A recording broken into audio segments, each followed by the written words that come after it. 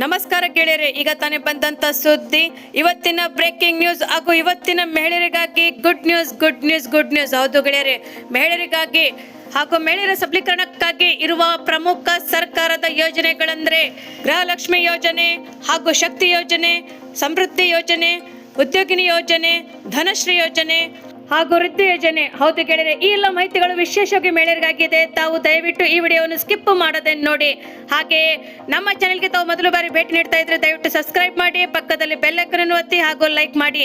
ಈ ಎಲ್ಲ ಮಾಹಿತಿಗಳ ವಿವರವನ್ನು ತಿಳಿಯಬೇಕಾದ್ರೆ ಗೆಳೆಯರೆ ದಯವಿಟ್ಟು ತಾವು ಈ ವಿಡಿಯೋವನ್ನು ಪೂರ್ತಿಯಾಗಿ ನೋಡಿ. ಗೆಳೆಯರೆ, ನಮ್ಮ ರಾಜ್ಯದ ಮಹಿಳೆಯರಿಗಾಗಿ ಸಬಲೀಕರಣಕ್ಕಾಗಿ ಇರುವಂತಹ ಪ್ರಮುಖ ಯೋಜನೆಗಳಲ್ಲಿ ಸಾಕಷ್ಟು ಮಹಿಳೆಯರಿಗೆ ಗೊತ್ತೇ ಇಲ್ಲ. ಆದರೆ ರಾಜ್ಯ ಸರ್ಕಾರವು ಮಹಿಳೆಗಾಗಿ ವಿಶೇಷವಾಗಿ ಅನೇಕ ಪ್ರಕಾರದ ಯೋಜನೆಗಳನ್ನು ಆಯೋಜನೆಗೆ ತಂದಿದೆ. ಹೌದು ಗೆಳೆಯರೆ, ಅಂತಾರಾಷ್ಟ್ರೀಯ ಮಹಿಳಾ ದಿನಾಚರಣೆ ಅಂಗವಾಗಿ ಸಂಭ್ರಮದಲ್ಲಿರುವಂತಹ ನಮ್ಮ ಮನೆಯಲ್ಲಿರುವಂತಹ ಮಹಿಳೆಯರಿಗೆ ಸರ್ಕಾರವು ಅನೇಕ ಪ್ರಕಾರದ ಆಯೋಜನೆಗಳನ್ನು ಮಾಡುತ್ತಿದೆ ಗೆಳೆಯರೆ. ಹೌದು ಗೆಳೆಯರೆ, ಮಹಿಳೆಯರ ಸಬಲೀಕರಣಕ್ಕಾಗಿ ಅವರ ಆರ್ಥಿಕ ಉನ್ನತಿಗಾಗಿ ರಾಜ್ಯ ಸರ್ಕಾರವು ಮಹಿಳೆಯರ ಅಭಿವೃದ್ಧಿಗಾಗಿ ವಿವಿಧ ಯೋಜನೆಗಳನ್ನು ಹೊಂದಿದೆ. ಈ ಯೋಜನೆಗಳಲ್ಲಿ ಕೆಲವು ಯಶಸ್ವಿಯಾಗಿ ನಡೆಯುತ್ತಿದೆ ಮತ್ತು ಮಹಿಳೆಯರು ಅದನ್ನು ತಿಳಿದುಕೊಂಡಿಲ್ಲ. ಆದರೆ ತಿಳಿದಕ್ಕೋಸ್ಕರನೇ ಇವತ್ತು ಮಹಿಳೆಯರಿಗಾಗಿ ವಿಶೇಷವಾಗಿ ಅನೇಕ ಪ್ರಕಾರದ ಮಾಹಿತಿಗಳನ್ನು ನಾವು ತಿಳಿಸ್ತಾ ಇದ್ದೀವಿ. ಹೌದು ಗೆಳೆಯರೆ, ಅದರಲ್ಲಿ ಅತಿ ಪ್ರಮುಖವಾದುದಂದ್ರೆ ಗೃಹಲಕ್ಷ್ಮಿ ಯೋಜನೆ. ಹೌದು ಗೆಳೆಯರೆ, ಗೃಹಲಕ್ಷ್ಮಿ ಯೋಜನೆಯು ಕರ್ನಾಟಕ ಸರ್ಕಾರದ ಒಂದು ಪ್ರಮುಖ ಕಲ್ಯಾಣ ಉಪಕ್ರಮವಾಗಿದ್ದು ಅರ್ಹ ಮನೆಗಳ ಮಹಿಳಾ ಮುಖ್ಯಸ್ಥರಿಗೆ ಮಾಸಿಕ ಆರ್ಥಿಕ ನೆರವನ್ನು ಕೊಡುತ್ತಿದೆ. ಈ ಮೂಲಕ ಮಹಿಳೆಯರು ಸಬಲೀಕರಣಗೊಳಿಸುವುದಲ್ಲದೆ ವಿನ್ಯಾಸಗೊಳಿಸಲಾಗುತ್ತಿದೆ. ಈ ಕಾರ್ಯಕ್ರಮದ ಅಡಿಯಲ್ಲಿ ಅರ್ಹ ಮಹಿಳೆಯರಿಗೆ ನೇರವಾದಂತಹ ಲಾಭದ ವರ್ಗಾವಣೆ ಮೂಲಕ ಆಧಾರ ಸಂಪರ್ಕಿತ ಬ್ಯಾಂಕ್ ಖಾತೆಗಳಿಗೆ ನೇರವಾಗಿ ತಿಂಗಳಿಗೆ 2,000 ರೂಪಾಯಿಯನ್ನು ಪಡೆಯುತ್ತಿದ್ದಾರೆ. ಅಂತ್ಯೋದ್ಯಮ ಬಿಪಿಎಲ್ ಕಾರ್ಡ್ ಮತ್ತು ಎಪಿಎಲ್ ಕಾರ್ಡ್ಗಳಲ್ಲಿ ಸಹ ಪಡಿತರ ಚೀಟಿ ಹೊಂದಿರುವಂತಹ ಕುಟುಂಬಗಳಿಗೂ ಸಹ ಅವರ ಮುಖ್ಯಸ್ಥರಿಗೂ ಸಹ ಮಹಿಳೆಯರಿಗೆ ಈ ಯೋಜನೆಯಲ್ಲಿ ಮುಕ್ತವಾದಂತಹ ಪ್ರವೇಶ ಇದೆ ಎಂದು ಹೇಳಲಾಗಿದೆ ಗೆಳೆಯರೆ. ಇನ್ನೊಂದು ಪ್ರಮುಖ ಮಾಹಿತಿ ಏನೆಂದರೆ ಶಕ್ತಿ ಯೋಜನೆ. ಹೌದು ಗೆಳೆಯರೆ, ಮಹಿಳಾ ಸಬಲೀಕರಣಕ್ಕಾಗಿ ಉತ್ತೇಜಿಸಲು ಮತ್ತು ಅವರ ಚಲನಶೀಲತೆಯನ್ನು ಹೆಚ್ಚಿಸಲು ಜೂನ್ 11, 2023ರಂದು ಪ್ರಾರಂಭಿಸಲಾದಂತಹ ಕರ್ನಾಟಕ ಸರ್ಕಾರದ ಪ್ರಮುಖ ಕಲ್ಯಾಣ ಕಾರ್ಯಕ್ರಮಗಳಲ್ಲಿ ಶಕ್ತಿ ಯೋಜನೆಯು ಒಂದಾಗಿದೆ. ಇದು ಕರ್ನಾಟಕದ ನಿವಾಸಿಗಳಾದಂತಹ ಎಲ್ಲ ಮಹಿಳೆಯರಿಗೆ ಹಾಗೂ ವಿದ್ಯಾರ್ಥಿನಿಯರಿಗೆ ಉಚಿತವಾದಂತಹ ಬಸ್ ಪ್ರಯಾಣ ಒದಗಿಸುತ್ತದೆ. ಅವರಿಗೆ ಪ್ರೀಮಿಯಮ್ಸ್ ಅಲ್ಲದ ಸರ್ಕಾರಿ ಚಾಲಿತ ಬಸ್ಗಳಲ್ಲಿ ಸಹ ರಾಜ್ಯದ ಗಡಿಯೊಳಗೆ ಎಲ್ಲಿ ಬೇಕಾದರೂ ಪ್ರಯಾಣಿಸಲು ಅನುವು ಮಾಡಿಕೊಡುತ್ತದೆ ಎಂದು ಹೇಳಲಾಗಿದೆ ಗೆಳೆಯರೆ. ಅದಲ್ಲದೆ ಮತ್ತೊಂದು ವಿಶೇಷ ಸಮೃದ್ಧಿ ಯೋಜನೆ. ಹೌದು ಗೆಳೆಯರೆ, ಕರ್ನಾಟಕದಲ್ಲಿ ಸಮೃದ್ಧಿ ಯೋಜನೆ ದುರ್ಬಲ ಮಹಿಳೆಯರಿಗೆ, ವಿಶೇಷವಾಗಿ ಬೀದಿ ವ್ಯಾಪಾರಿ ಮಾಡುವಂತಹ ಮಹಿಳೆಯರಿಗೆ ನೇರ ಆರ್ಥಿಕ ನೆರವು ನೀಡಲು ಕರ್ನಾಟಕ ರಾಜ್ಯ ಮಹಿಳಾ ಅಭಿವೃದ್ಧಿ ನಿಗಮ ಜಾರಿಗೆ ತರುವಂತಹ ಉದ್ದೇಶಿತ ಉಪಕ್ರಮ ಇದಾಗಿದೆ. ಉದ್ಯಮಿಗಳು ಆರ್ಥಿಕವಾಗಿ ಸ್ವಾತಂತ್ರ್ಯ ಪಡೆಯಲು ಮತ್ತು ಹೆಚ್ಚಿನ ಬಡ್ಡಿ ದರದ ಖಾಸಗಿ ಸಾಲ ಇಲ್ಲದೆ ಸಾಲದಾರರ ಚಕ್ರದಿಂದ ಮುಕ್ತರಾಗಲು ಸಹಾಯ ಮಾಡಲು ಪ್ರಾರಂಭಿಸಲಾದಂತಹ ಈ ಯೋಜನೆಯು ಅತಿ ಸಣ್ಣ ಪ್ರಮಾಣದ ವ್ಯಾಪಾರ ಮತ್ತು ಆದಾಯ ಉತ್ಪಾದಿಸಲು, ಚಟುವಟಿಕೆಗಳನ್ನು ಸ್ಥಾಪಿಸಲು ಮತ್ತು ಸ್ಥಿರಗೊಳಿಸಲು ಸಹಾಯ ಮಾಡಲು ಸಾಮಾನ್ಯವಾಗಿ ಪ್ರತಿ ಫಲಾನುಭವಿಗಳಿಗೆ 10,000 ರೂಪಾಯಿದಂತೆ ನೇರ ಆರ್ಥಿಕ ಸಹಾಯಧನ ಮೊತ್ತವನ್ನು ಒದಗಿಸುತ್ತದೆ ಎಂದು ಹೇಳಲಾಗಿದೆ. ಗೆಳೆಯರೆ, ರಾಜ್ಯದಲ್ಲಿ ಮಹಿಳೆಯರಿಗಾಗಿ ಅವರ ಸಬಲೀಕರಣಕ್ಕಾಗಿ ಕರ್ನಾಟಕ ಸರ್ಕಾರವು ಅನೇಕ ಆಯೋಜನೆಗಳನ್ನು ಮಾಡ್ತಾ ಇದೆ. ಅನೇಕ ಉದ್ಯೋಗಿನಿ ಯೋಜನೆಯು ಸಹ ಅದರಲ್ಲಿ ಒಂದಾಗಿದೆ ಗೆಳೆಯರೆ. ಕರ್ನಾಟಕವು ಉದ್ಯೋಗಿನಿ ಯೋಜನೆಯ ಕರ್ನಾಟಕ ರಾಜ್ಯದಲ್ಲಿ ಮಹಿಳಾ ಅಭಿವೃದ್ಧಿ ನಿಗಮ ಸಬ್ಸಿಡಿ ವ್ಯಾಪಾರ ಸಾಲಗಳನ್ನು ನೀಡಲು ಮೂಲಕವು ಮಹಿಳೆಯರ ಉದ್ಯಮಶೀಲತೆಯನ್ನು ಬೆಳೆಸಿಕೊಳ್ಳಲು ವಿನ್ಯಾಸಗೊಳಿಸಲಾದಂತಹ ಒಂದು ಪರಿಣಾತ್ಮಕವಾದಂತಹ ಅಥವಾ ಪರಿವರ್ತಕವಾದಂತಹ ಉಪಕ್ರಮ ಇದು ಆಗಿದೆ ಎಂದು ಹೇಳಬಹುದು ಗೆಳೆಯರೆ. ಹೌದು ಗೆಳೆಯರೆ, 18ರಿಂದ 55 ವರ್ಷದ ವಯಸ್ಸಿನ ಮಹಿಳೆಯರಿಗೆ 3 ಲಕ್ಷ ರೂಪಾಯಿವರೆಗೂ, ಹೌದು ಗೆಳೆಯರೆ, 3 ಲಕ್ಷ ರೂಪಾಯಿವರೆಗೂ ಆರ್ಥಿಕ ಸಹಾಯವನ್ನು ನೀಡುತ್ತಿದೆ. ಸಬ್ಸಿಡಿ ರಚನೆಯ ಹೆಚ್ಚು ಬೆಂಬಲವಾಗಿದೆ.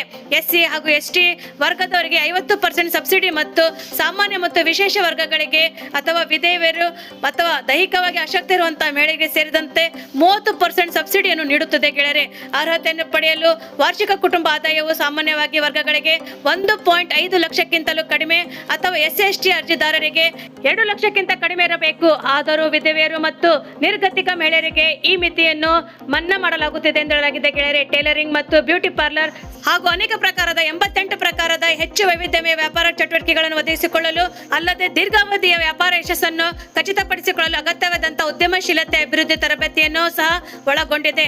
ಆಧಾರ್ ಕಾರ್ಡ್, ಆದಾಯ ಪ್ರಮಾಣ ಪತ್ರ ಮತ್ತು ಮೂಲ ಯೋಜನಾ ವರದಿಯನ್ನು ಸಲ್ಲಿಸಿದ ನಂತರ ಅರ್ಜಿಗಳನ್ನು ಸ್ಥಳೀಯ ಬ್ಯಾಂಕುಗಳಲ್ಲಿ ಅಥವಾ ಜಿಲ್ಲಾ ಕೈಗಾರಿಕಾ ಕೇಂದ್ರಗಳಲ್ಲಿ ಮೂಲಕ ಪ್ರಕ್ರಿಯೆಗಳನ್ನು ಗೊಳಿಸಬಹುದಾಗಿದೆ ಗೆಳೆಯರೆ. ಸರ್ಕಾರದ ಅನೇಕ ಗ್ಯಾರಂಟಿಗಳಲ್ಲಿ ಧನಶ್ರೀ ಯೋಜನೆ ಸಹ ಒಂದಾಗಿದೆ ಗೆಳೆಯರೆ. ಹೌದು ಗೆಳೆಯರೆ, ಧನಶ್ರೀ ಯೋಜನೆಯು ಕರ್ನಾಟಕ ರಾಜ್ಯ ಮಹಿಳಾ ಮತ್ತು ಮಕ್ಕಳ ಅಭಿವೃದ್ಧಿ ನಿಗಮದ ವತಿಯಿಂದ ಜಾರಿಗೆ ತಂದಿರುವಂತಹ ಒಂದು ಪ್ರಮುಖ ಸಾಮಾಜಿಕ ಕಲ್ಯಾಣ ಮತ್ತು ಆರ್ಥಿಕ ಸಬಲೀಕರಣದ ಕಾರ್ಯಕ್ರಮ ಇದಾಗಿದೆ. ಇದು ದೇವದಾಸಿಯರು, ಲಿಂಗ ಅಲ್ಪಸಂಖ್ಯಾತರು ಮತ್ತು ವಿದೇಶಿ ಅಥವಾ ಸಾಮಾಜಿಕ ಪ್ರತಿಕೂಲ ಪರಿಸ್ಥಿತಿಯಲ್ಲಿರುವಂತಹ ಬದುಕಲಿರುವಂತಹ ಸೇರಿದಂತೆ ದುರ್ಬಲ ಮತ್ತು ಅಂಚಿನಲ್ಲಿರುವಂತಹ ಹಿನ್ನೆಲೆಯ ಮಹಿಳೆಯರಿಗೆ ಸುಸ್ಥಿರ ಆದಾಯ ಉತ್ಪಾದಿಸುವಂತಹ ಚಟುವಟಿಕೆಗಳಲ್ಲಿ ತೊಡಗಿಸಿಕೊಳ್ಳಲು ಆರ್ಥಿಕ ಪ್ರೋತ್ಸಾಹ ಧನವನ್ನು ಒದಗಿಸುವ ಮೂಲಕ ಇದನ್ನು ಸೌಲಭ್ಯವನ್ನು ನಿರ್ದಿಷ್ಟವಾಗಿ ವಿನ್ಯಾಸಗೊಳಿಸಬಹುದಾಗಿದೆ. 2026 ಮತ್ತು 27ರಲ್ಲಿ ರಾಜ್ಯದ ಬಜೆಟ್ನಂತೆ ಸರ್ಕಾರವು ಯೋಜನೆಯಡಿಯಲ್ಲಿ ಒದಗಿಸಿದಂತಹ ಬೆಂಬಲವನ್ನು ಗಮನಾರ್ಹ ಹೆಚ್ಚಿಸಿದೆ.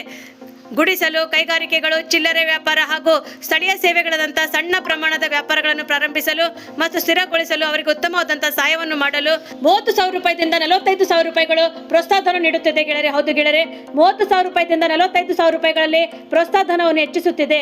ನೇರವಾಗಿ ಹಣಕಾಸಿನ ನೆರವು ಮೂಲಕ ಯೋಜನೆಯ ಫಲಾನುಭವಿಗಳಿಗೆ ಆರ್ಥಿಕ ಸ್ವತಂತ್ರವನ್ನು ಸಾಧಿಸಲು ಅಧಿಕಾರ ನೀಡುತ್ತಿದೆ. ಅನೌಪಚಾರಿಕ ಮತ್ತು ಹೆಚ್ಚಿನ ಬಡ್ಡಿದರ ಸಾಲದ ಮೇಲಿನ ಅವಲಂಬನೆ ಕಡಿಮೆ ಮಾಡುತ್ತದೆ ಹಾಗೂ ಅವರು ಘನತೆ ಮತ್ತು ಸ್ವಾವಲಂಬನೆಯ ಜೀವನ ನಡೆಸಲು ಸಹಾಯ ಮಾಡುತ್ತದೆ. ಅರ್ಜಿದಾರರು ತಮ್ಮ ಸ್ಥಳೀಯ ಜಿಲ್ಲಾ ಮಟ್ಟದ ಮಹಿಳಾ ಮತ್ತು ಮಕ್ಕಳ ಕಲ್ಯಾಣ ಅಭಿವೃದ್ಧಿ ಇಲಾಖೆಯ ಕಚೇರಿಗಳ ಮೂಲಕ ಈ ಯೋಜನೆಯ ಪ್ರಯೋಜನವನ್ನು ಪಡೆಯಬಹುದಾಗಿದೆ ಎಂದು ಹೇಳಲಾಗಿದೆ. ಗೆಳೆಯರೆ, ಮಹಿಳೆಯರಿಗಾಗಿ ಸರ್ಕಾರದ ಅನೇಕ ಗ್ಯಾರಂಟಿ ಯೋಜನೆಗಳಲ್ಲಿ ವೃತ್ತಿ ಯೋಜನೆಯು ಸಹ ಒಂದಾಗಿದೆ ಗೆಳೆಯರೆ. ಹೌದು ಗೆಳೆಯರೆ, ವೃತ್ತಿ ಯೋಜನೆಯು ಕರ್ನಾಟಕ ಸರ್ಕಾರದ ಒಂದು ಹೆಚ್ಚು ಪ್ರಭಾವ ಬೀರುವ ಹಣಕಾಸು ಮತ್ತು ಉಪಕ್ರಮವಾಗಿದ್ದು, ಇದು ವಿಶೇಷವಾಗಿ ಮಹಿಳೆಯರ ನೇತೃತ್ವದಲ್ಲಿ ತಂತ್ರಜ್ಞಾನ ಮತ್ತು ನವೀನತೆಯನ್ನು ಉದ್ಯಮಗಳನ್ನು ಅಥವಾ ನವೋದ್ಯೋಗಗಳನ್ನು ವಿಸ್ತರಿಸಲು ವಿನ್ಯಾಸಗೊಳಿಸುತ್ತದೆ. ಕರ್ನಾಟಕ ನಾವೀನ್ಯತೆ ಮತ್ತು ತಂತ್ರಜ್ಞಾನ ಸೊಸೈಟಿ, ಕರ್ನಾಟಕ ರಾಜ್ಯ ಮಹಿಳಾ ಅಭಿವೃದ್ಧಿ ನಿಗಮ ಜೊತೆಯಾಗಿ ಪಾಲುಗಾರಿಕೆಯಲ್ಲಿ ಇದು ನಿರ್ವಹಿಸಲ್ಪಡುತ್ತಿದೆ. ಈ ಯೋಜನೆಯು ಸಹ 5 ಲಕ್ಷದಿಂದ 10 ಲಕ್ಷದವರೆಗೂ ಕಡಿಮೆ ಬಡ್ಡಿ ದರದಲ್ಲಿ ಸಾಲವನ್ನು ನೀಡುತ್ತದೆ. ಸಾಲವು ಕೇವಲ 4% ರಷ್ಟು ಹೆಚ್ಚಿನ ಸಬ್ಸಿಡಿ ದರವನ್ನು ಹೊಂದಿದೆ ಮತ್ತು 60 ಮಾಸಿನ ಕಂತುಗಳಲ್ಲಿ ಮರುಪಾವತಿ ಮಾಡಬಹುದಾಗಿದೆ. ಸಾಮಾನ್ಯವಾಗಿ 6 ತಿಂಗಳ ಗ್ರೇಸ್ ಅವಧಿಯಲ್ಲಿ ಅನುಸರಿಸಬಹುದಾಗಿದೆ. ಅರ್ಹತೆ ಪಡೆಯಲು ಸ್ಟಾರ್ಟ್ ಅಪ್ ಕರ್ನಾಟಕದಲ್ಲಿ ಖಾಸಗಿ ಲಿಮಿಟೆಡ್ ಅಥವಾ LLP ಅಥವಾ ಪಾಲುದಾರಿಕೆ ಸಂಸ್ಥೆಯಾಗಿ ನೋಂದಾಯಿಸಲ್ಪಟ್ಟಿರಬೇಕೆಂದು ಹೇಳಲಾಗಿದೆ. ಗೆಳೆಯರೆ, ತಾವು ನಮ್ಮ ಈ ವಿಡಿಯೋವನ್ನು ಮೊದಲ ಬಾರಿ ನೋಡ್ತಿದ್ರೆ ದಯವಿಟ್ಟು ಸಬ್ಸ್ಕ್ರೈಬ್ ಮಾಡಿ, ಪಕ್ಕದಲ್ಲಿ ಬೆಲ್ ಐಕಾನ್ ಅನ್ನು ಒತ್ತಿ ಹಾಗೂ ಲೈಕ್ ಮಾಡಿ. ಈ ನಮ್ಮ ವಿಡಿಯೋವನ್ನು ತಾವು ಪೂರ್ತಿಯಾಗಿ ನೋಡಿದ್ದಕ್ಕೆ ತಮಗೆ ಧನ್ಯವಾದಗಳು.